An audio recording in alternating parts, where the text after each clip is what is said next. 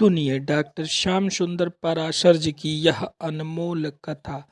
आज की इस तृतीय दिवसीय कथा के भाग 1 के अंतर्गत भक्तों आप लोग माया का इस संसार में कैसे विस्तार हुआ और प्रभु ने यह सृष्टि कैसे बनाई, इन सब बातों और ज्ञान गुण रहस्यों के बारे में आप पता पाएंगे भक्तों। तो ध्यान से आज की इस परम पुनीत कथा को जरूर सुने भक्तों। श्री राधे राधे। विषय भोग में ही इसे बर्बाद कर दिया तो खाना पीना सोना तो पशु पक्षी भी जानते हैं, हमसे ज्यादा खाते हैं, हमसे ज्यादा शक्ति रखते हैं। मनुष्यों की उपमा प्राय पशुओं से ही ज्यादा दी जाती है। वो व्यक्ति क्या रहे, वो तो शेर है, उसका कंठ अरे वो तो कोयल जैसा कंठ। तो पशु और पक्षियों से ही तो उपमा दी जा रही है। तो हमसे ज्यादा तो खाने पीने बोलने में तो वो कुशल हैं। फिर बड़े भाग्य मानुष तन पावा, क्यों?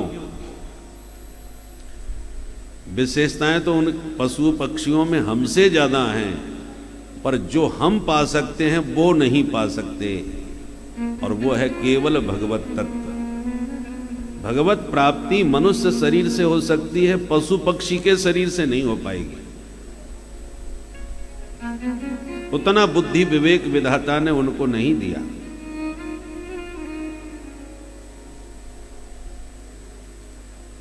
इसलिए कान भगवान ने मनुष्यों को दिए हैं कि भगवान की कथा सुनो, और नहीं सुनोगे तो सांप की बामी की तरह हो जाएंगे। बिले बतो रुक्रम विक्रमान ये न शृण्वता कर्णपुटे नरस्य। कर्णपुटे नरस्य, जिस मनुष्य ने अपने कर्णपुटों से उरुक्रम भगवान श्री हरि के पावन चरित्र नहीं सुने, तो बिलेवत, सांप के बिल के समान वो कान व्यर्थ है। इसी का अनुवाद गोस्वामी जी ने किया है। जिन हरि कथा सुनी नहीं काना, जिन हरि कथा सुनी नहीं काना, श्रवण रंध्र अहि भवन समान। श्रवण रंध्र अहि भवन समान, अहि भवन समान, अहि भवन समान। भवन माने बड़ा घर, पर जिसके घर में कई कमरे हैं, बढ़िया प्रासाद हो, उसमें रहेगा वही जो मालिक के अनुकूल होगा। जिसको मालिक रखना चाहेगा उसके जो अनुकूल होगा वही रहेगा। तो अहि भवन क्यों कहा? अरे बिल तो छोटा सा होता है, उसमें सांप घुस जाता है, और इसको अहि भवन कहा। भवन इसलिए कहा कि इसमें जो भी घुसेगा वो मालिक के अनुकूल होगा, वही घुसेगा।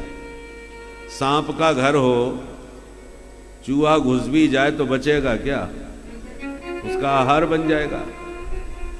अब सांप के बिल में वही विषैला कोई जीव घुस सकता है, वही उसके साथ घुल मिल के रह सकता है, जो विषैला ही होगा। उसी प्रकार आपने इन कानों से यदि हरि की कथा नहीं सुनी, कर्ण रसायन जो हरि कथा है, वो यदि रसायन आपने इन कर्णपुटों से मान नहीं किया, तो संसार के तुच्छ विषयों का विषधर घुस जाएगा। विषय वार्ता में आपकी रुचि बनेगी। विष माने विषय वार्ता। विष में 2 अक्षर है और विषय में 3 अक्षर है। तो ये जो संसार के विषय है ना, वो विष से भी बहुत ज्यादा खतरनाक है। विष को पी ले तो मर जाएगा और एक जीवन उसका नष्ट हो जाएगा। पर इन विषयों का सेवन करने से हमारे हजारों जीवन नष्ट हो गए। विषयों में पड़ के ही तो हम जीवन नष्ट कर रहे हैं। इसलिए न विषम विषमित्याहु विषयैर्विषमुच्यते जन्मांतरघना विषया एक देह हरम विषम। विष ने एक देह नष्ट किया, एक जीवन नष्ट किया, परंतु जन्मांतरघना विषया, इन विषयों के चक्कर में पड़कर के हमने एक नहीं हजारों जन्म बर्बाद कर दिए। इसलिए अक्षर की दृष्टि से विष में 2 और विषय में 3 अक्षर है, तो बड़ा भाई हुआ कि नहीं। विष से एक जीवन नष्ट हुआ, विषयों ने हजारों जन्म नष्ट कर दिए, तो ज्यादा खतरनाक कौन हुआ, विष या विषय? विषय। अच्छा, विष भी कई प्रकार के होते हैं। कई विष ऐसे होता है जो धीरे धीरे मारते, एकदम नहीं मारते। जैसे आजकल अपवाद चल रहा है कि वो ऐसी वैक्सीन लगा दी और धीरे धीरे सब हार्ट अटैक से कहीं कैसे कैसे मर रहे हैं। तो कई चीज ऐसी भी होती हैं जो एकदम नहीं मारती, पर धीरे धीरे अपना प्रहार करती हैं। तो ये विषय जो है ना, वो एकदम नहीं मारते, पर इतने खतरनाक हैं जिसने हजारों जन्म हमारे नष्ट कर डाले, धीरे धीरे मारते ही रहते, हमको मुक्त नहीं होने देते ये विषय।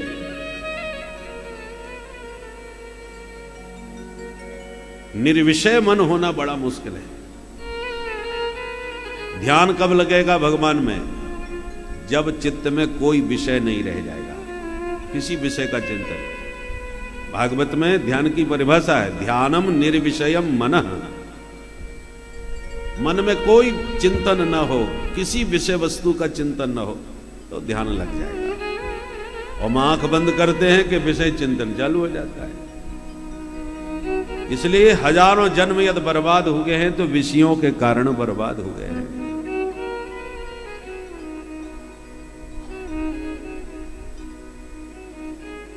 शब्द, स्पर्श, रूप, रस, गंध, ये 5 मुख्य विषय और ये इंद्रियों से ग्रहण किए जाते हैं। आंखों का विषय क्या है? रूप, काला, पीला, गोरा, नीला देखना। कानों का विषय क्या है? शब्द। नासिका का विषय क्या है? गंध। त्वचा का विषय क्या है? स्पर्श। जिह्वा का विषय क्या है? स्वाद, खट्टा, मीठा, चटपटा। और इन विषयों में ही हमारा चित्त रमा रहता है। इसलिए विलेवतोरुक्रम विक्रमानि है, भगवान की कथा नहीं सुनोगे तो संसार के विषयों का विषधर इसमें घुस जाएगा, अहिभवन बन जाएगा। अब उसमें विषय वार्ता होगी जब किसी की, तो आपके कान एकदम चैतन्य, कान लगा के सुनेंगे। कोई सुनाना भी नहीं चाहे, छुप के कोई बात कर रहा हो तो भी हम कान लगा के सुनते हैं, क्या बोल रहा है, क्या बात चल रही है। इतना हमारी रुचि विषय चर्चा में होती है, प्रपंच चर्चा में। और भगवान की चर्चा होने लगे तो यही कान अपना, अब चूंकि चूहा नहीं घुस सकता, कोई भी सात्विक जीव नहीं घुसता, का सांप काट लेगा, खा लेगा। तो चूंकि विषयों का विषधर घुसा है तो इस भवन में विषय वार्ता ही जाएगी। और भगवत चर्चा सुनने यदि बैठ जाओ तो हो सकता है खर्राटे बजने लग जाए तुरंत ही, मन ही नहीं लग रहा हमारा। या कोई भी ब्रह्म विद्या की चर्चा हो, अच्छा सात्विक चर्चा हो, साधना के विषय में कोई चर्चा हो, बिल्कुल रुचि मन की नहीं लगेगी, क्योंकि ये अहिभवन बन गया है। इसमें सर्पीले जहरीले जीव ही प्रवेश करेंगे, सात्विक जीव उसमें घुस नहीं सकता, इसलिए अहिभवन समाना कहा। और जिह्वा सती दादुर केव, दादुर माने मेढक। मेढक आपने देखा होगा, टर टर टर टर्राता रहता है, कोई मतलब नहीं। कोई आपने बरसात ऋतु में मेढकों को जलाशयों के किनारे पर टर्राते देखा हो, उनके बोलने का कोई मतलब नहीं रहता, टर्राते रहते हैं। तो आपकी जिह्वा यदि भगवान की कथा, भगवान के नाम संकीर्तन नहीं करेगी, भगवत चर्चा नहीं करेगी, भगवान का नाम इस जिह्वा से नहीं निकलेगा, तो जिह्वा सती दादुर केव, वो दादुर की तरह हो जाएगी, कोरी टर्राने वाली। बहुत लोगों को स्वभाव बन जाता है टर्राने का, सुबह से जब से जगेंगे और जब तक सो नहीं जाएंगे दिन भर टर्राते रहेंगे। उनके कोई सुन नहीं रहा, न उनकी कोई मान रहा, न कोई सुनना चाह रहा, फिर भी टर्राने का स्वभाव बन जाता है। तुम सुनो मत सुनो, मानो मत मानो, हम तो टर्राएंगे। बोलो राधे राधे। बुरा न मानो होली है। इसलिए जिह्वा सती, भगवान की चर्चा नहीं करोगे या भगवान का नाम कीर्तन इन वाणी से नहीं बोलोगे तो ये जिह्वा कैसी हो जाएगी? दादुर केव नचोपगायत्युर्गाय गाथा बरहाय ते ते नयने नराणाम लिंगानि विष्णु नरीक्षतो। ये जिनकी आंखों ने ठाकुर जी की सुंदर झांकी का दर्शन नहीं किया, वे आंखें केवल मोर पंख के समान तुम्हारी शोभा को बढ़ाने के लिए लगा रखी। उन आंखों का कोई मतलब नहीं, कोई सफलता नहीं। मोर मुकुट की लटक को जो देखे सो आंख, और जो ना देखे लटक को आंख ना ही सो पांख।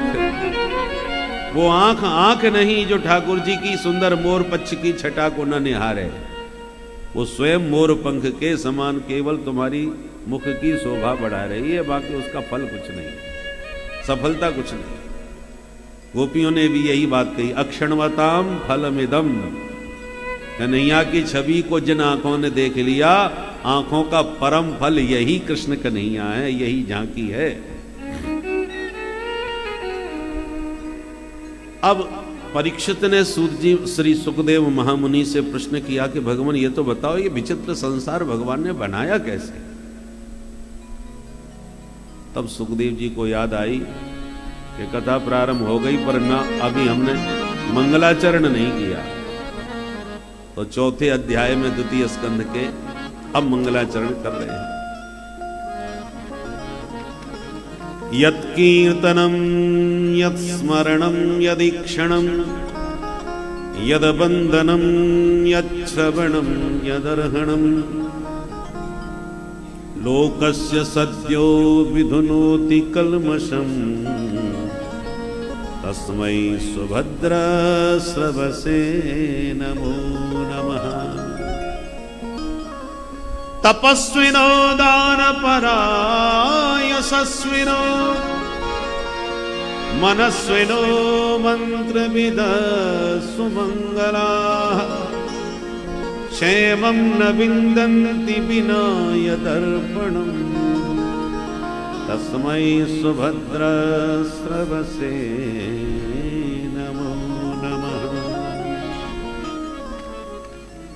भगवान सुखदेव जी ध्यान करते हुए कहते हैं, जिन प्रभु का स्मरण करने से, कीर्तन करने से, वंदन करने से, दर्शन करने से, अर्चन करने से लोकस्य सद्यो विधनोति कल्मषम। कल्मष माने पाप।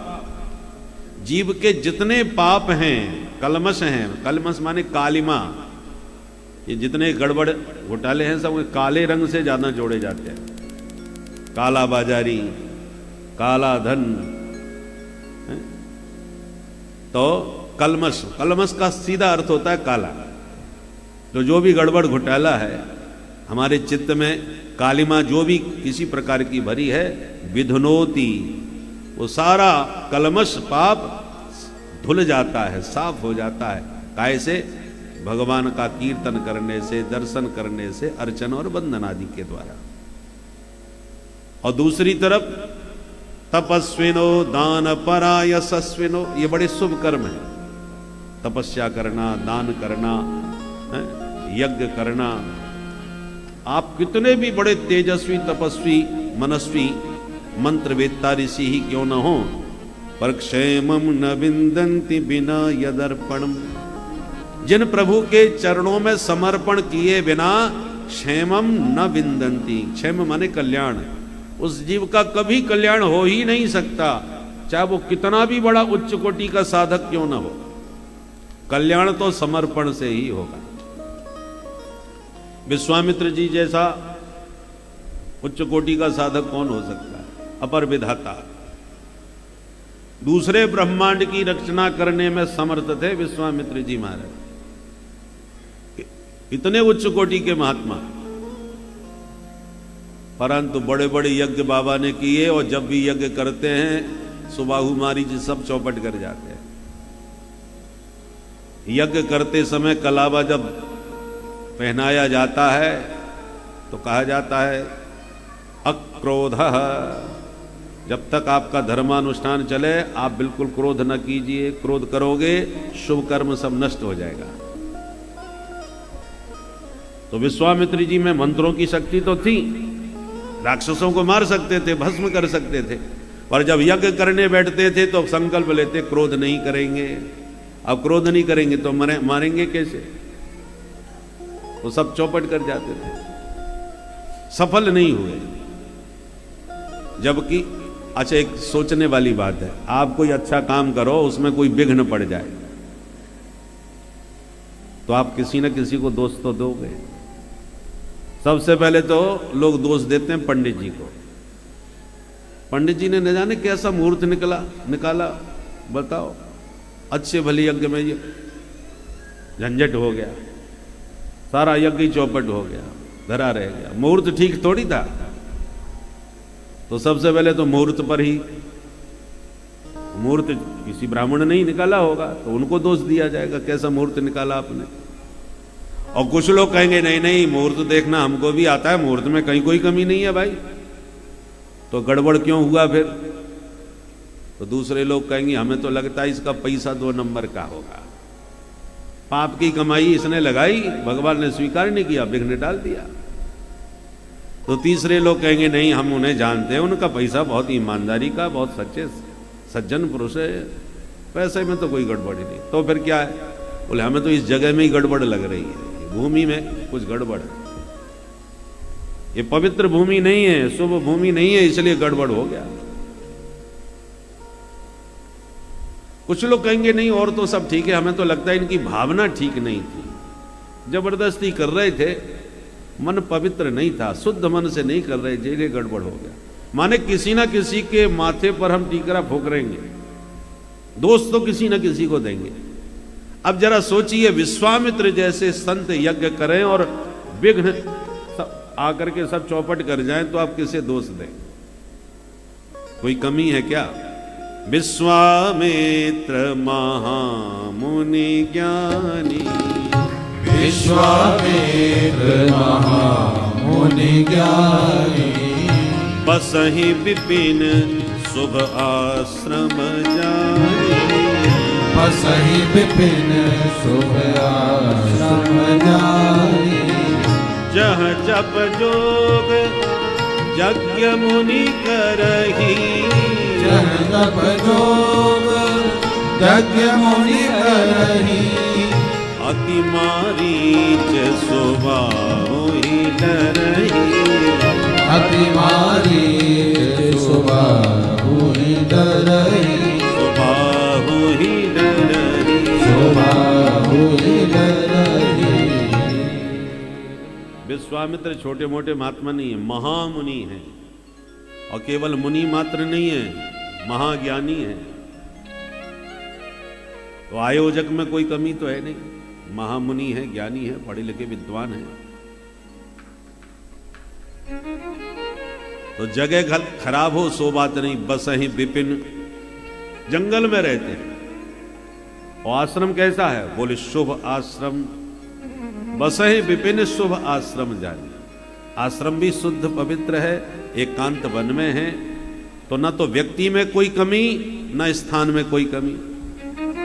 तो बोले आजकल आश्रमों में भी गड़बड़ घोटाले बहुत हो रहे हैं, तो वहां पर भी 2 नंबर के काम होते होंगे आश्रम के माध्यम से। बोले नहीं, जहां जप जोग यज्ञ मुनि करही, उल्टे सीधे काम कोई नहीं करता। कोई पतंजलि का योग कर रहा है, तो कोई यज्ञ कर रहा है, नित्य अग्निहोत्र आदि, कोई नित्य अनुष्ठान लेकर के पुरस्चरण कर रहा है, मंत्र जाप कर रहा है। जहां जप जोग यज्ञ मुनि करही, पर सब कुछ बढ़िया होने पर भी अति मारीच सुबाहु ही डरही, फिर भी सुबाहु और मारीच का भय बना रहता है, वो सब चौपट कर जाते हैं। अब आप किससे दोष देंगे, विचार करो। या क्या कमी है, किसमें कमी है, कहां कमी है? बोले कोई कमी नहीं बता सकता, बस एक कमी है। क्या? सब बात बढ़िया है, भगवान की कृपा की कमी है। इन सभी सत्कर्मों में, शुभ कर्मों में अभी भगवान की कृपा नहीं जुड़ी, इसलिए दो विघ्न आ रहे हैं, सुबाहु और मारीच। सुबाहु पहले आया। सुबाहु माने क्या हुआ? आध्यात्मिक दृष्टि से देखें, अहंकार। जब व्यक्ति अपने बल पर ही सब काम करता है, बोले मैंने अकेले ने सब संभाल लिया, मुझे किसी के सहारे की जरूरत नहीं, मेरी भुजा में, बाहु में अभी वो बल है, मैं अकेला ही सब काम कर सकता हूं, इसी का नाम है सुबाहु। अहंकार, कर्तृत्वाभिमान। व्यक्ति जब कोई भी काम अपने बल पर करता है और तनिक भी सफल होने लगे तो उसका अभिमान, सुबाहु, बलवान हो जाता है। और जो व्यक्ति जितना अभिमानी होगा उतना ही कपटी होगा। और जो मारीच है वो महाकपटी है। भगवान से भी कपट किया मारीच ने, सोने का मृग बन करके। तो अभिमान के साथ ही कपट रहता है। जब नारद जी ने कामदेव को जीत लिया तो जिता काम अहमित अधिकाई, कामदेव को जीतने का अभिमान नारद जी में बढ़ गया। जबकि नारद जी जीत नहीं पाते, भगवान ने सिर पर हाथ रख रखा था इसलिए बच गए बाबा। परंतु भगवान की कृपा का हाथ देखा ही नहीं, मान लिया मैंने कामदेव को जीता। तो जब भगवान को सुनाने आए कि महाराज मैंने कामदेव को जीत लिया, तो ठाकुर जी ने और प्रशंसा कर दी। जब ज्यादा तारीफ करी तो नारद जी को शिष्टाचार के नाते कहना पड़ा, नारद कहा सहित अभिमाना, कृपा तुम्हारी सकल भगवाना। प्रभु आपकी कृपा से हो गया। कोई व्यक्ति जब विजयी हो जाता है तो उसको अभिमान तो बढ़ता है, परंतु लोग जब तारीफ बहुत करते हैं तो उसे शिष्टाचार के नाते कहना पड़ता है, सब आप लोगों का आशीर्वाद है भाई, आप लोगों की कृपा से सब हो गया। परंतु जो कहता है वो मानता थोड़ी है। भीतर तो अरे सब मैंने चारों कहानी चित्र कर दिया उसे, मैं बढ़ा रहता है, पर वाणी से वो कुछ बोलता है, मन में कुछ और सोचता है। यही है भीतर अभिमान, वाणी में कपट। और ये सुबाहु मारीच ही हमारे शुभ कर्मों में सबसे बड़े विघ्न करता है। जब बार बार विघ्न आए तब मुनिवर मन कीन विचारा। महात्मा ने विचार किया ये विघ्न क्यों आ रहे हैं, कहां कमी है? तो तुरंत समझ में आ गई, कहीं कोई कमी नहीं है, कमी केवल भगवान की कृपा की है। मैं अपने बल पर करता हूं इसलिए कृपा को कुछ नहीं समझता, और जब तक कृपा नहीं जुड़ेगी तब तक सफलता नहीं मिलेगी।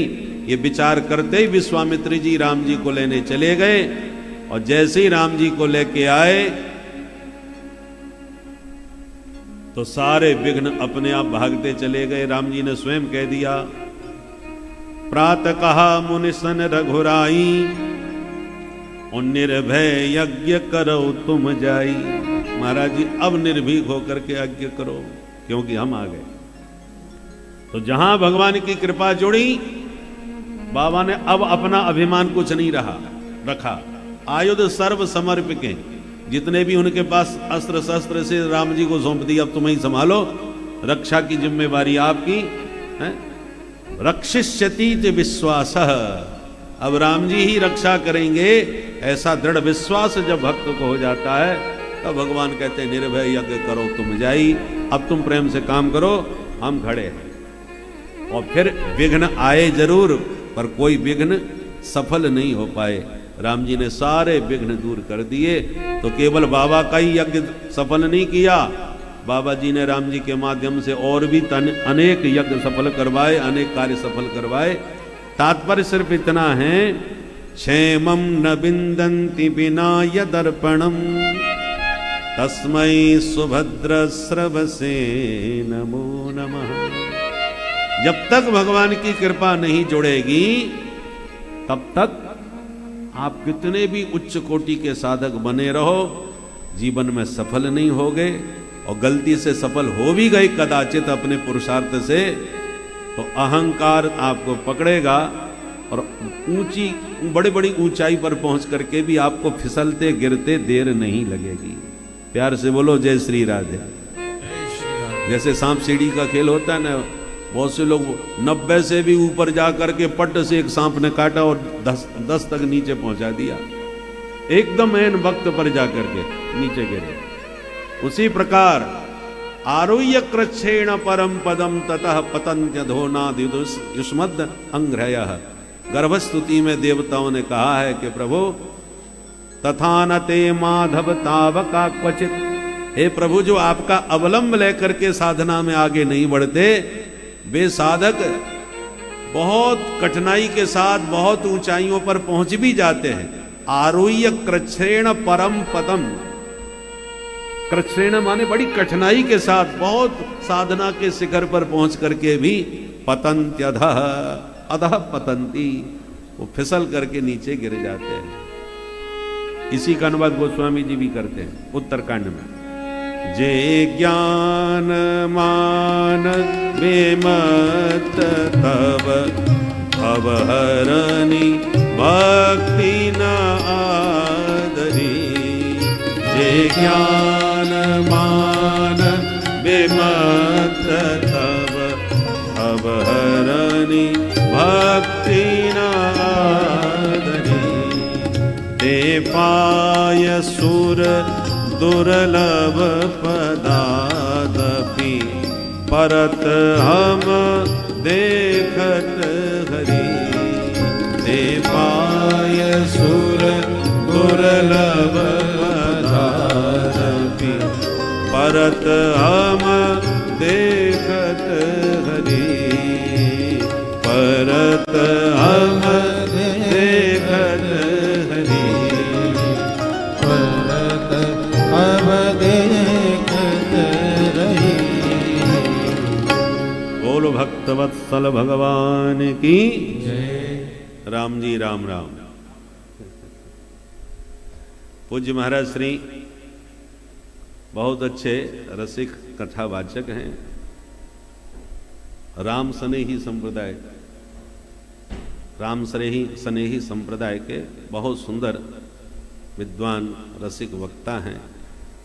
आज पता चला कि आए हुए हैं तो हमने कहा कृपा करके पधारिए, तो कृपा पूर्वक पधारे हुए हैं। हम उनका व्यासपीठ से बार बार अभिनंदन और स्वागत करते हैं।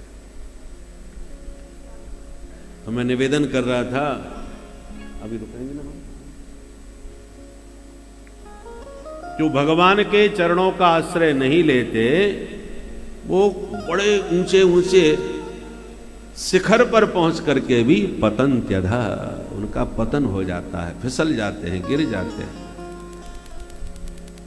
पिता का हाथ पकड़ के यदि बेटा जा रहा हो या पिता ने ही पुत्र का हाथ पकड़ रखा हो, फिर गलती से कहीं फिसल जाए तो पिता तुरंत संभाल लेता है। और अपने बल पर चल रहे हो बिना हाथ पकड़े पिता का, तो फिसल गए तो कोई संभालने वाला नहीं है, रपट के सीधे गिरे हो गए ही। ऐसे ही उस जगत पिता का अवलंब लेकर के जो जीव साधन के पथ पर चलते हैं, गलती से कहीं फिसल भी जाएं तो भगवान उन्हें संभाल लेते हैं। और जो अपने ही बल पर चल रहे हैं उन्हें संभालने वाला कोई नहीं होता। इसलिए सोहम की सत्ता में जो चलते हैं, सोहम, जो वो है वही हम हैं, हमें उनमें क्या अंतर है। अब वो कहीं फिसल गए तो कौन संभालेगा। पर जो कहते हैं दासो हम तो उनके दास हैं, तो भगवान को जिसने अपना स्वामी मान रखा है, तो दास कहीं फिसल भी जाए तो संभालने के लिए स्वामी हैं, हाथ पकड़ने वाले। बोलो राधे राधे। तो भगवान सुखदेव जी ने ध्यान किया और कहा, परीक्षित, जो प्रश्न तुमने अभी अभी हमसे पूछा कि भगवान संसार कैसे बनाते हैं, यही प्रश्न एक बार नारद जी ने भी पूछा था अपने पूज्य पिता ब्रह्मा जी से। ब्रह्मा जी ध्यान में बैठे थे, नारद जी गए, प्रणाम किए। तो जब ध्यान भंग हुआ तो नारद जी ने प्रश्न किया, पिताजी ये सारा संसार आपने ही बनाया है ना। भगवान बोले हाँ। तो आप फिर ध्यान किसका लगाते हो? आपके ऊपर कोई होगा तभी तो आप उसको याद करते हो आंख बंद करके। और दुनिया सब आपने ही बनाई है, तो आपके ऊपर कौन है जिसका आप ध्यान लगाते हो? तब ब्रह्मा जी मुस्कुराए और बोले तस्मै नमो भगवते वासुदेवाय धीमहि यन्मायया दुर्जयया मां ब्रुवन्ति जगद्गुरु। मैं भगवान की उस दिव्य माया को प्रणाम करता हूं जिस माया से मोहित हो गए मानव मुझ विधाता को ही जगद्गुरु मान बैठते हैं। माम ब्रुवंती जगद्गुरु, भैया मैं जगद्गुरु नहीं हूं, जगद्गुरु तो मेरे प्रभु हैं जिनका मैं ध्यान करता हूं। कृष्णम वंदे जगद्गुरु, वे जगद्गुरु हैं, उनकी आज्ञा और प्रेरणा से सब काम मैं करता हूं और लोग मुझको जगद्गुरु समझते हैं। बोलो राधे राधे। सोचिए भागवत के अनुसार जगद्गुरु शब्द कितना अद्भुत और गंभीर है कि सृष्टिकर्ता विधाता को भी अपने आप को जगद्गुरु कहलाने में संकोच का अनुभव हो रहा है। बोले माम ब्रुवंती जगद्गुरु, मुझे जगद्गुरु मानते हो आप लोग? भगवान ही एकमात्र जगद्गुरु है। तो सुनो बेटा कैसे बनता है ये संसार।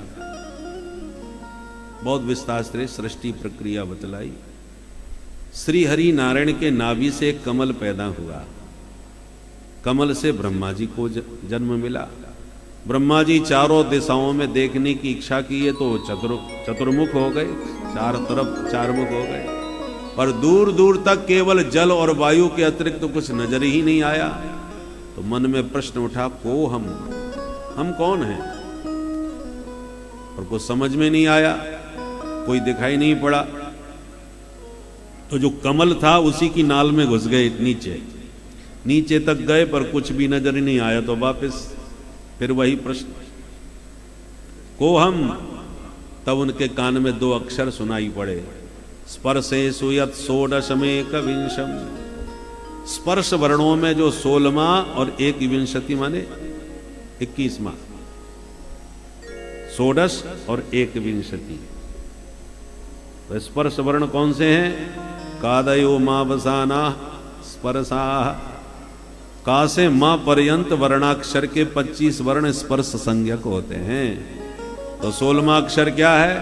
त, और 21वां क्या है?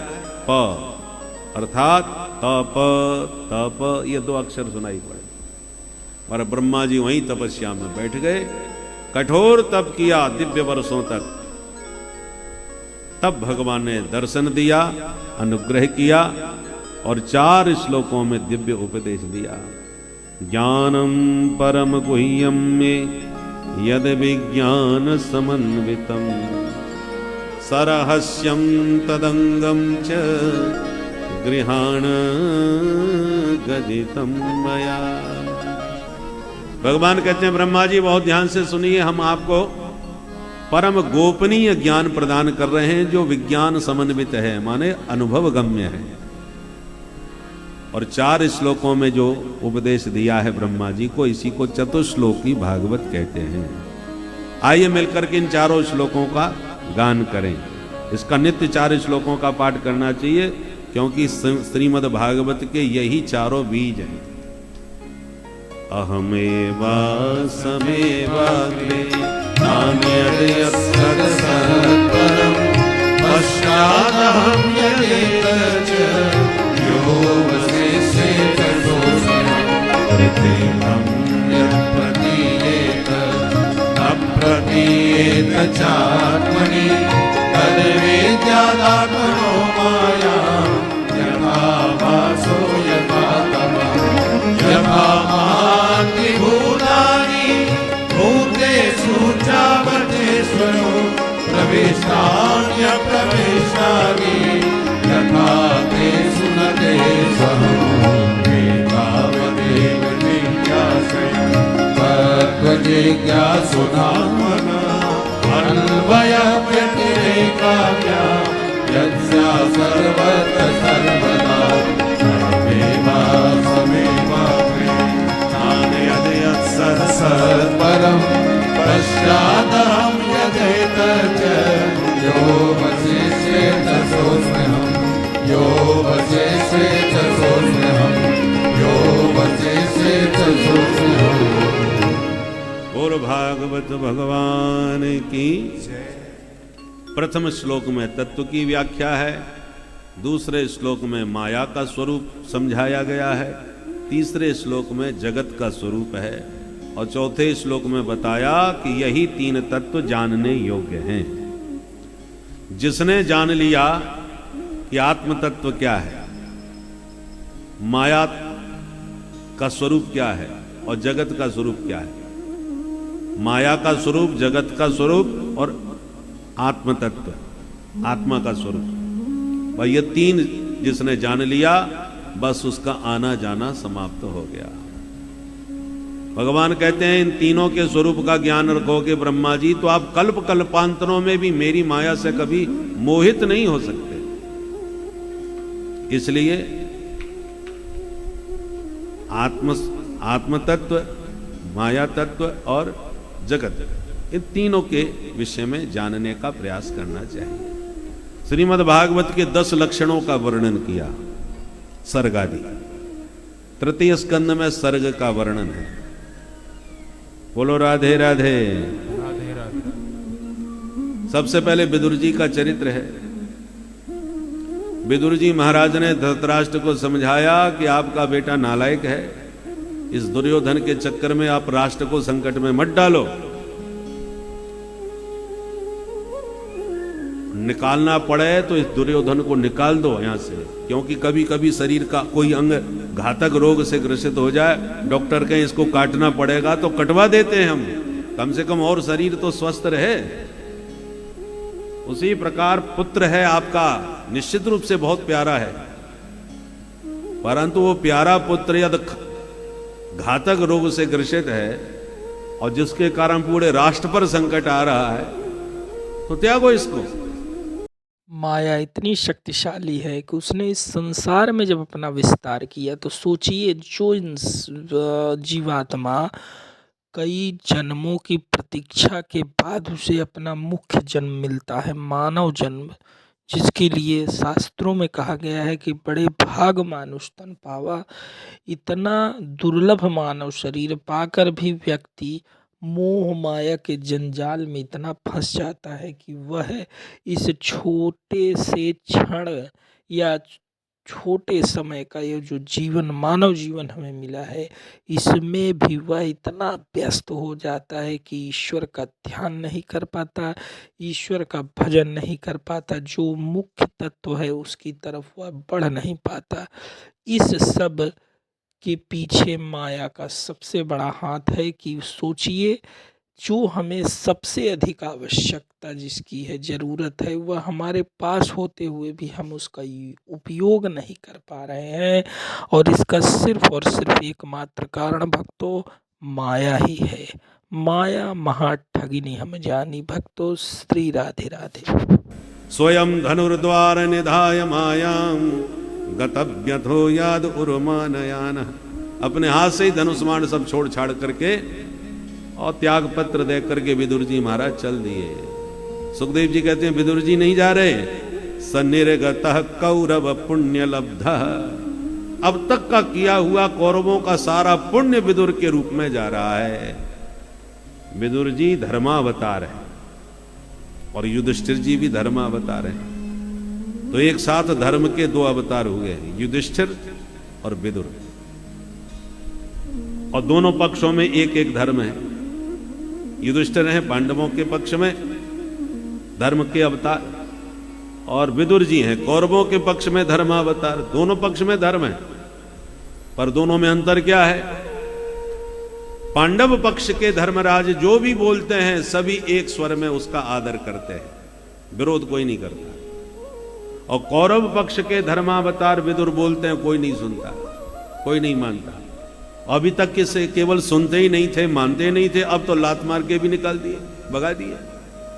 तो धर्मो रक्षति रक्षितः, आप धर्म की रक्षा करोगे तभी धर्म आपकी रक्षा करेगा, और धर्म का त्याग करके आप पूरी तरह धर्म निरपेक्ष हो जाओगे तो धर्म निरपेक्ष सत्ता का जो हाल होना चाहिए वो तब भी हुआ और आज भी वही हो रहा है। बोलो राधे राधे। इसलिए धर्म का आचरण करो, धर्माचरण करोगे तो आपके द्वारा किया हुआ वह धर्म ही आपकी रक्षा का कवच बनेगा। विदुर जी को त्याग दिया, विदुर जी निकल गए अपने तीर्थ यात्रा करते करते। उद्धव जी से भेंट हुई जमुना किनारे, तब पता चला महाभारत संपन्न हो गया और प्रभु भी लीला संवरण करके स्वधाम चले गए। विदुर जी ने कहा, उद्धव तो तुम कहां जा रहे हो? बोले, हम तो बद्रीनाथ जा रहे हैं भजन करने के लिए प्रभु की आज्ञा से, क्योंकि प्रभु ने हमको उपदेश भी दिया और आदेश भी दिया। उपदेश क्या दिया भाई? उद्धव जी ने कहा, तुम्हें वह उपदेश सुनना हो तो मैत्री मुनि के पास चले जाओ, मेरे साथ उन्होंने भी बैठ के सुना था। कहां मिलेंगे? बोले, हरिद्वार में मिल जाएंगे। तब विदुर जी हरिद्वार गए, मैत्रेय जी से उनकी भेंट हो गई। फिर दोनों के बीच में दिव्य संवाद हुआ भागवत का। तृतीय स्कंध और चतुर्थ स्कंध, दोनों स्कंधों में विदुर मैत्रेय संवाद चला। मैत्रेय जी ने विदुर जी की जिज्ञासा पर सृष्टि का बहुत विस्तार से वर्णन किया है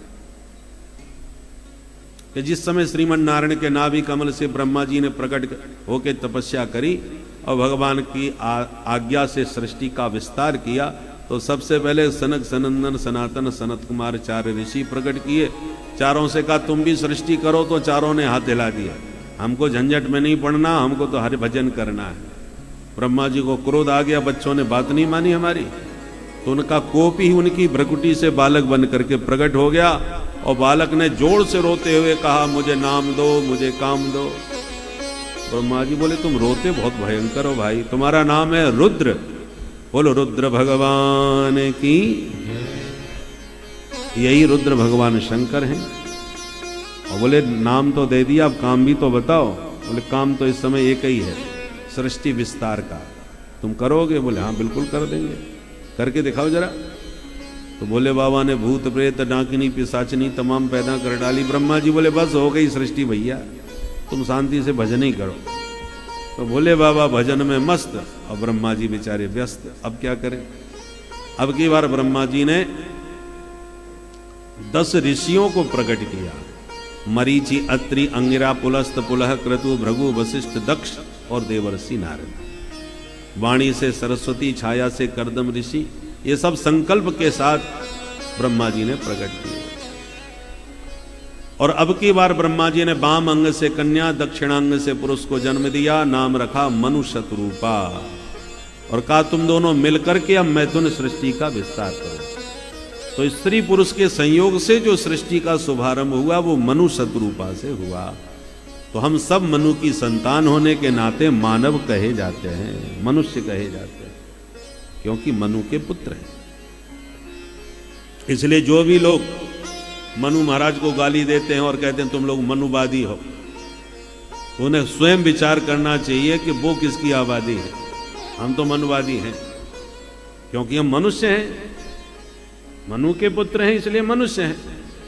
और तुम अपने आप को मनुवादी मानते नहीं तो तुम मनुष्य कहलाने के अधिकारी नहीं।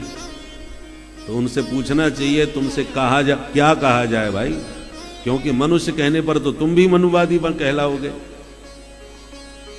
तो दानव कहें, दैत्य कहें, राक्षस कहें, ये उन्हीं से पूछना चाहिए कि उनको क्या कहा जाए भाई। मनुष्य कहने पर तो तुम मनुवादी हो माने जाओगे। इसलिए जो भी मनु महाराज को गाली देते हैं वो अपने पूर्वजों को ही गाली दे रहे हैं, किसी और को नहीं। उतना विवेक उनके पास होना चाहिए। सुखदेव जी कहते हैं, राजन महाराज मनु की 5 संतान हुई, 3 बेटी और 2 बेटा। बेटा है प्रियव्रत और उत्तानपाद, बेटियां हुई आकुति, देवहूति और प्रसूति। एक दिन मनु महाराज ने ब्रह्मा जी से कहा, महाराज पृथ्वी का हरण हो गया, हिरण्याक्ष दैत्य हरण करके ले गया। ब्रह्मा जी ने भगवान का स्मरण किया कि प्रभु ये क्या विघ्न आ गया। भगवान का स्मरण करते जोड़ की छींक आई, और जैसे ही उन्होंने छींका कि उनकी नासिका रंध्र से भगवान वराह बन करके प्रकट हो गए। बोल वराह भगवान की जय। जल में प्रविष्ट होकर के हिरण्याक्ष का वध करते हुए पृथ्वी का उद्धार हुआ।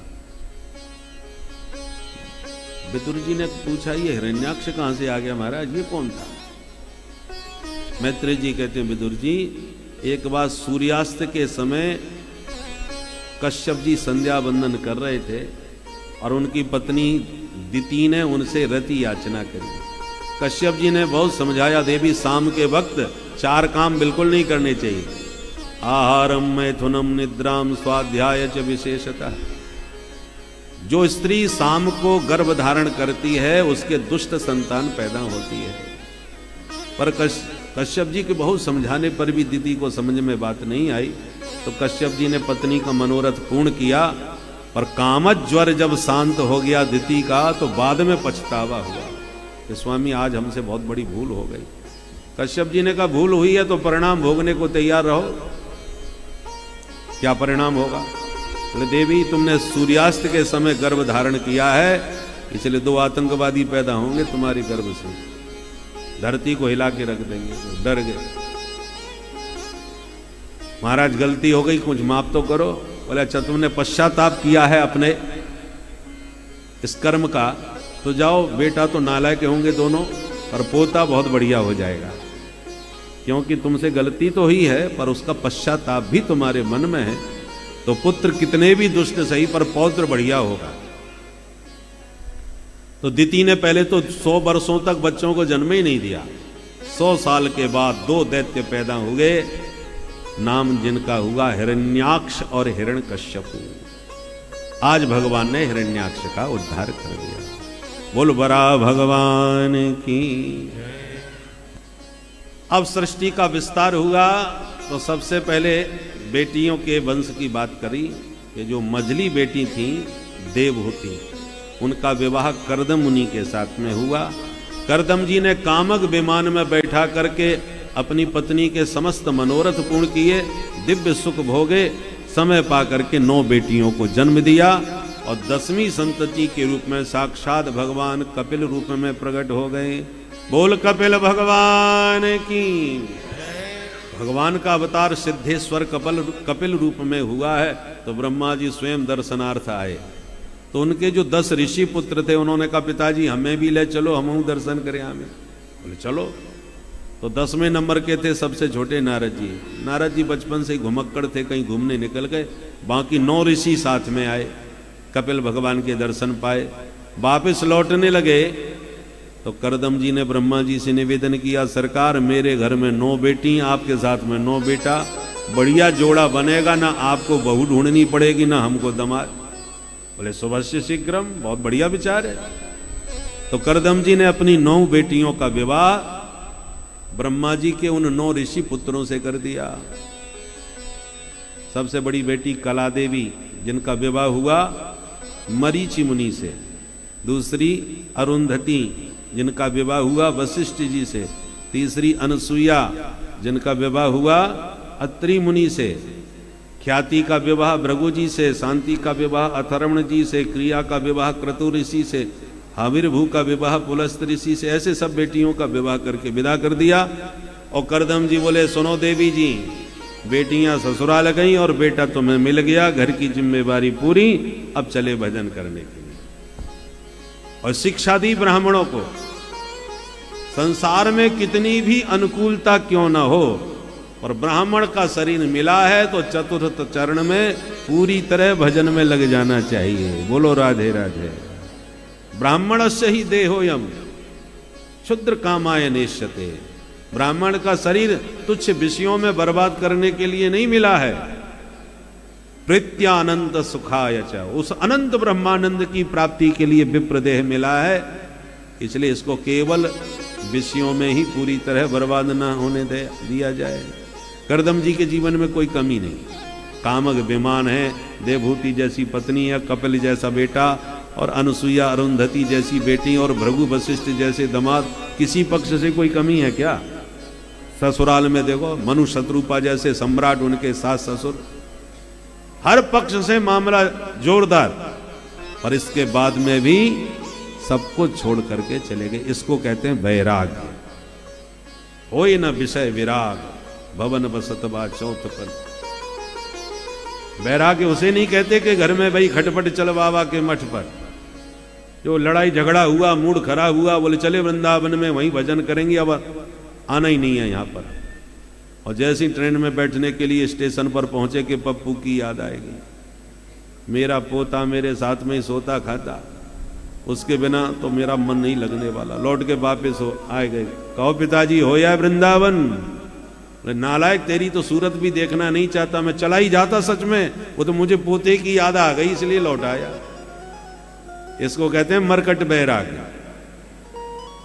इसलिए चतुर्थ चरण में जितना हो सके एकांतवास करो, दुनियादारी से मन हटाओ, क्योंकि आज नहीं तो कल दुनियादारी छोड़ के तो जाना ही है।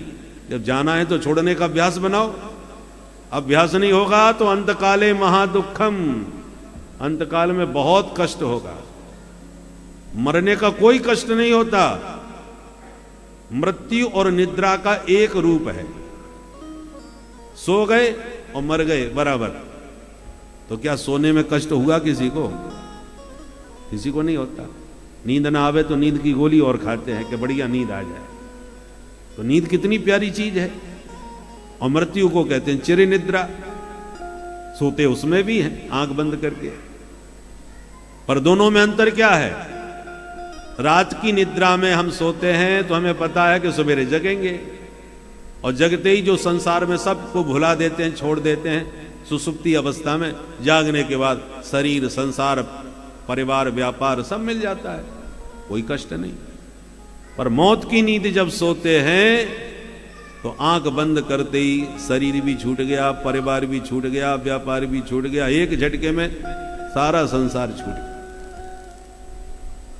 तो मेरा जो सब कुछ छूट जाने वाला है, यह सोच के हमको कष्ट होता है। ये तो दोनों की स्थिति बराबर है, मरने की और सोने की। परंतु सोने के बाद सब मिल गया और मरने के बाद सब छूट गया। तो मरने का कष्ट नहीं है, छूटने का कष्ट है। प्यार से बोलो जय श्री राधे। और जब छोड़ने का ही कष्ट मरते समय होता है तो अभ्यास करना चाहिए छोड़ने का। आप 7 दिन के लिए कथा सुनने आए वृंदावन, तो लगभग दिन भर में 1-2 बार फोन कर लेते होंगे कि भाई दुकान पर कौन गया है आज, कितना कुछ मामला बना व्यापार के संबंध में। एक दिन को भी पूरी तरह आप अपना घर परिवार सबको छोड़ नहीं पाते, और उसी परिवार घर व्यापार को हमेशा के लिए छोड़ने का कल्पना करके देखें, कितना तगड़ा झटका लगेगा। सबको छोड़ना पड़ जाए तो सोच के ही भय लगता है। तो जब सचमुच छोड़ना ही पड़ जाए तो उस समय कितना कष्ट होगा सोचिए। इसलिए व्यक्ति, अब महाराज जी हैं सब छोड़े बैठे हैं। अब जब सब छोड़ने ही बैठे हैं तो छोड़ने का कोई कष्ट होने का प्रश्न ही नहीं है। कष्ट उनको होता है जिनको छोड़ना पड़ता है। आप 5 लाख रुपया यहां दें तो रुपया तो गया, पर आपने दिया है तो आपको हर्ष होगा। और कोई मार पीट करके 5 लाख रुपया ले जाए तो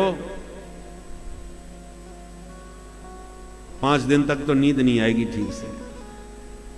दुष्ट हमको लूट लिया। छिन जाने में कष्ट होता है और देने में हर्ष होता है। तो आपको एक न एक दिन ये तुम्हारा घर परिवार सब छीनने वाला है, छूटने वाला है। तो यमदूत आकर के मार पीट के तुम्हें सब संसार छुड़ा करके ले जाए तो आपको कष्ट होगा। पर आप पहले ही अपने मन से, चित्त से निकाल करके छोड़ के बैठ गए हो तो हर्ष होगा। प्रसन्नता के साथ अपने प्रियतम प्रभु के पास पहुंचने का आनंद होगा। किंतु यदि आपको संसार छुड़ा करके ले जाया जाए यमदूतों के द्वारा तो भयंकर कष्ट होगा। इसलिए कहा अंत काले महादुखम तस्मा जागृति जागृति। तो जो छोड़ना निश्चित है उसके छोड़ने का अभ्यास बनाने के लिए ही हमारे ऋषियों ने तृतीय अवस्था में वानप्रस्थ आश्रम बनाया। वानप्रस्थ माने वन को प्रस्थान, घर परिवार से मन हटा के वन को प्रस्थान करो। अब आजकल वन तो कहीं रहे नहीं, सब जगह भवन भवन बन गए। तो वन को प्रस्थान कहां करें? बोले वृंदावन को ही प्रस्थान कर लो। छोड़ने का अभ्यास बनाओ। अभी 7 दिन के लिए आए, फिर अगली बार प्रोग्राम बनाओ। अब की बार श्रावण मास हम पूरा झूला का आनंद वहीं लेंगे वृंदावन। 15 दिन के लिए बनाओ, फिर महीना भर के लिए बनाओ, फिर 2 महीना के लिए, और फिर 6 महीना के लिए, फिर पूरे 1 वर्ष का संकल्प।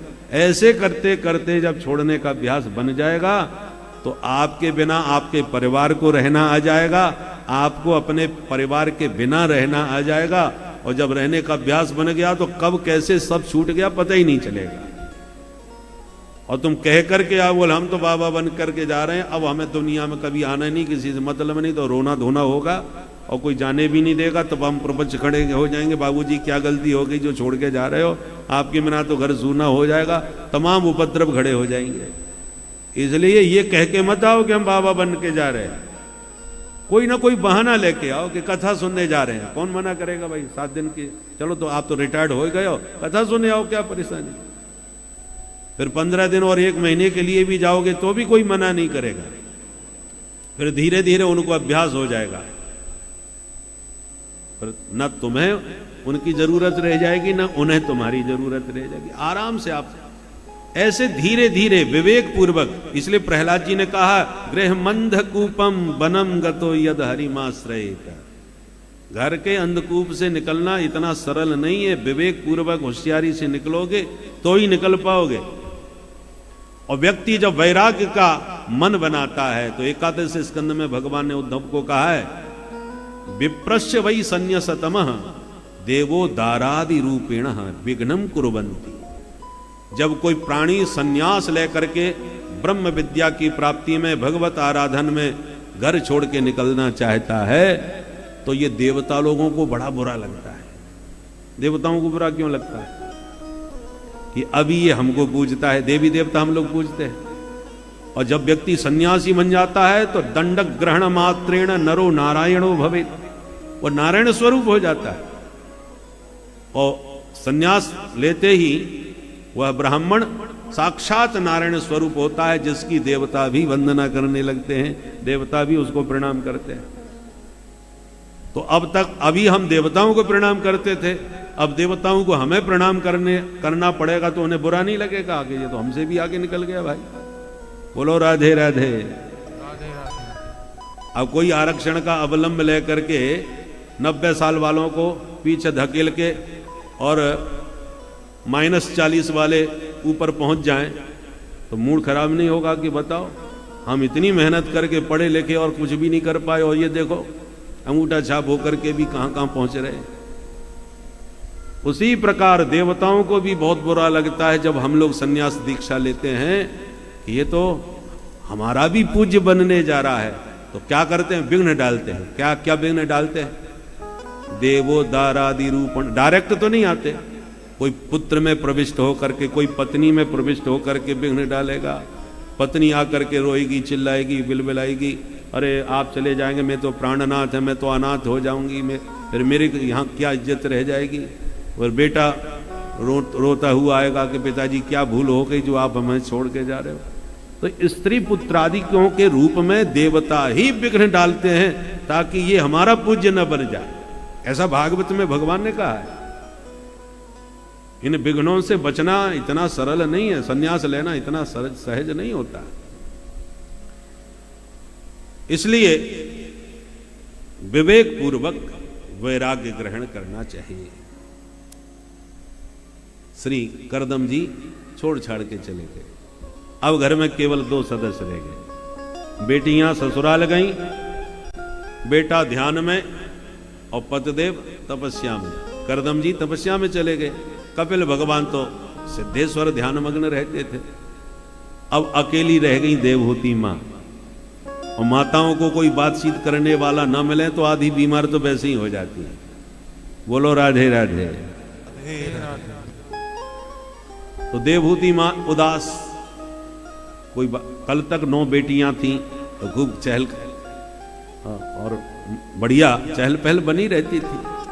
अब मैया किससे बात करे, तो एक दिन अपने बेटे के पास आई, कपिल भगवान के पास। माँ ने माँ का आदर किया, प्रभु ने आसन दिया, आइए माता जी कहिए क्या बात है।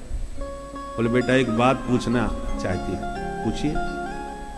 बोले निर्विण्णा नितराम भूमन असत इंद्रिय तर्षणा येन संभाव्यमानेन प्रपन्नान्धं तम प्रभो, प्रपन्नान्धं तम प्रभो। हे प्रभो, मैंने अपने जीवन में सारे सुख भोगे, एक से एक दिव्य, पर फिर भी मेरा इन विषयों से वैराग्य नहीं हो रहा। आत्मा मेरी अभी भी असंतुष्ट है, मन मेरा अभी भी अतृप्त है। तो बेटा, जीवन में पूर्णता का आनंद कैसे प्राप्त करूं? सब कुछ तो पा लिया मैंने, अब क्या पाना शेष रह गया जिसको पा करके मैं परिपूर्ण हो जाऊं? मुझे समझ में नहीं आता। तुम परम ज्ञानी हो पुत्र, अपने ज्ञान की कुठार उठाओ और मेरे अज्ञान के वृक्ष को जड़ से काट करके मिटाओ। मां स्तुति करने लगी।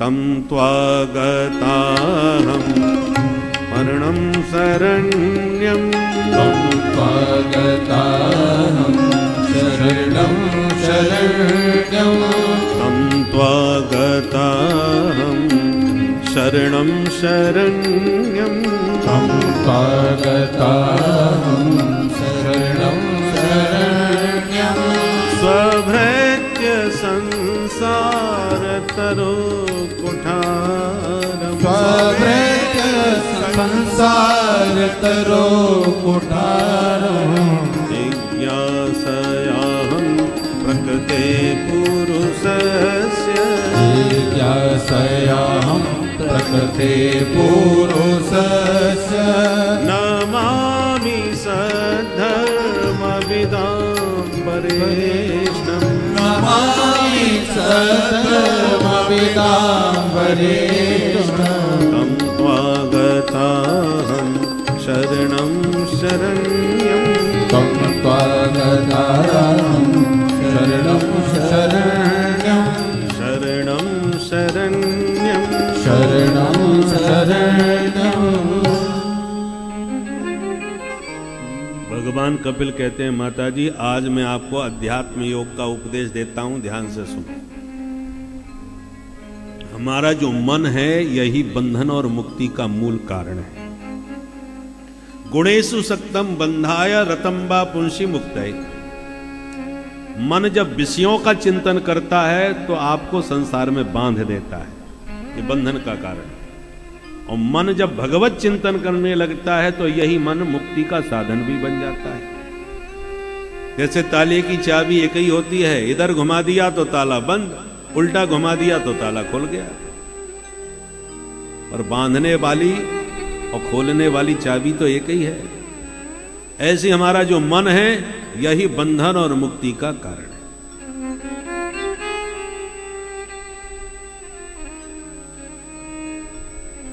हमारा जो मन है ये परम रसिक है, इसको रस चाहिए। और जहां कम रस होता है वहां से मन उचट जाता है, जहां अलौकिक रस होता है वहीं मन डूब जाता है।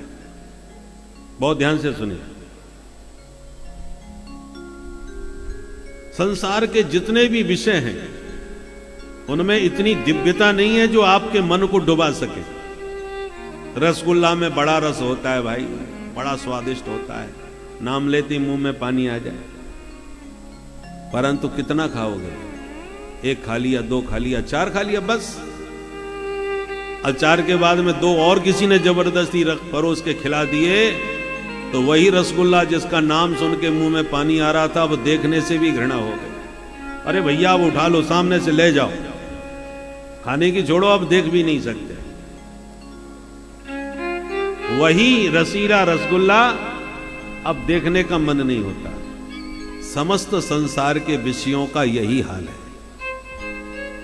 इसलिए विषयों की उपमा खुजली से दी जाती है। यन मैथुनादि ग्रह मेद सुखम ही तुच्छम कंडूयवत।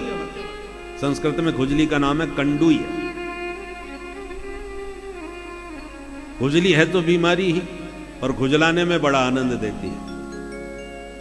शरीर में खुजली, पीठ में खुजली मच रही हो, कोई खुजला है तो देखो क्या आनंद आता है, बड़ी प्यारी नींद आएगी। और किसी ने ज्यादा रगड़ के खुजला ली तो और आनंद आएगा। परंतु बहुत ज्यादा रगड़ के आपने खुजवा लिया तो खुजलाने में जितना आनंद आया बाद में फिर उतना ही कष्ट हुआ, पीड़ा वही कष्ट कारण हो गया। ये संसार के विषयों का यही हाल है, खाने में स्वाद आ रहा है और स्वाद में ज्यादा खा गए, अब बाद में पेट पर हाथ घुमा रहे हैं, भाई ज्यादा हो गया कुछ, स्वाद में कुछ ज्यादा खा गया, अब खट्टी डकारें आ रही हैं, जी में चला रहा है, नींद नहीं आ रही, अब वही कष्ट का कारण बन रहा है। जो स्वाद दिया वही अब मानव जीवन में जितने भी दुख आते हैं वह मानव के खुद के कारण ही आते हैं। यदि हम अपने कर्मों पर विशेष नियम के तहत कार्य करें, कर्म करें, तो हमें दुख कभी भी प्राप्त हो ही नहीं सकता। किंतु बिना नियम, बिना संयमित जीवन के हमें बारंबार दुख प्राप्त होता है, कष्ट प्राप्त होता है। तो इन सब से बचने के लिए हमें अपने जीवन को नियमित और संयमित करना पड़ेगा। ईश्वर की भक्ति भजन में ध्यान लगाना होगा, ज़्यादा से ज़्यादा उनकी भक्ति करनी चाहिए, बार बार उनकी भक्ति करें।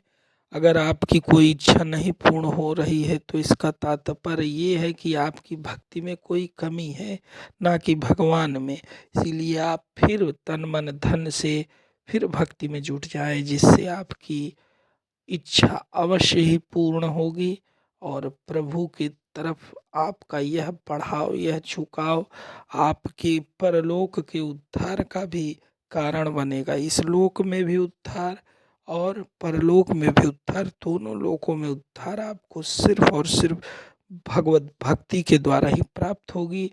इसलिए हे मानवों, आप लोग अपने इस दुर्लभ जीवन का लाभ उठाएं और अपने आप को भक्ति की तरफ अधिक से अधिक रूप में समर्पित करें, अधिक से अधिक समय।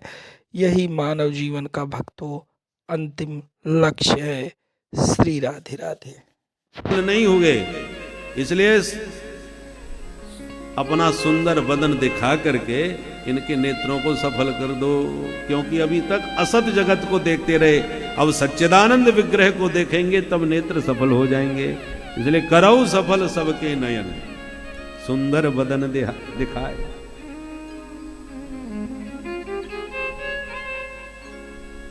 तो असत को देखने से नेत्र सफल नहीं होते, सत को देखने से नेत्र सफल होंगे। तो परमात्मा रस रूप है, उस रस का स्वाद जब आएगा तो मन डूब जाएगा। एकादश स्कंद में भगवान कहते हैं उद्धव जी से, विषयान् ध्यायतश्चित्तम् विषयेषु विसज्जते मामनुस्मरतश्चित्तम् मय्येव प्रवलीयते। तुम्हारा मन जो विषयों के चिंतन में लगा रहता है तो विषयों से उचट जाता है, पर मां मनुस्मरतश्चित्तम, तुम्हारा चित्त, तुम्हारा मन जब मेरा स्मरण करने लग जाएगा तो मय्येव प्रबलीयते, वो सदा सदा के लिए मुझ में ही लीन हो जाएगा। केवल लीयते नहीं कहा, विलीयते भी नहीं कहा, प्रबलीयते, दो उपसर्ग लगाए। लीयते माने लीन हो गया। उपसर्ग का प्रयोग कब किया जाता है शब्द में? जब शब्द के अर्थ पर बल देना हो। ये जल महाराज पीजिए, बहुत शुद्ध है, अब इसी बात को कह दो ये परम विशुद्ध है, बात तो वही हुई। शुद्ध कहा तो भी अच्छा, विशुद्ध कहा तो भी अच्छा, पर शुद्धता पर जब जोर मारना हो तो भी उपसर्ग लगा दिया। 22 प्रकार के उपसर्ग होते ना, कौन कौन से? प्र, परा, अप, सम, अनु, बोलो। दुर, वी, आंग, हाँ, एते, द्वा, हाँ, तो एक ऐसे 22 उपसर्ग होते हैं। तो जब उपसर्ग लगाते हैं तो अर्थ पर बल दिया जाता है। केवल लीयते, तुम्हारा मन मुझ में लीन हो जाएगा, अर्थ तो इतने में हो गया, पर विलीयते माने पूरी तरह लीन हो जाएगा। परंतु कहते हैं प्रबलीयते, अब 2 उपसर्ग लग गए, प्र और बी। प्रबलीयते माने एक बार तुम्हारा मन मुझ में लीन हो पाया तो सदा सर्वदा के लिए मुझ में ही समा जाएगा, फिर कभी लौट के संसार की तरफ नहीं जाएगा। बोलो राधे राधे। इसलिए भगवान कहते हैं मय्येव प्रबलीयते, मुझ में ही लीन हो जाओगे।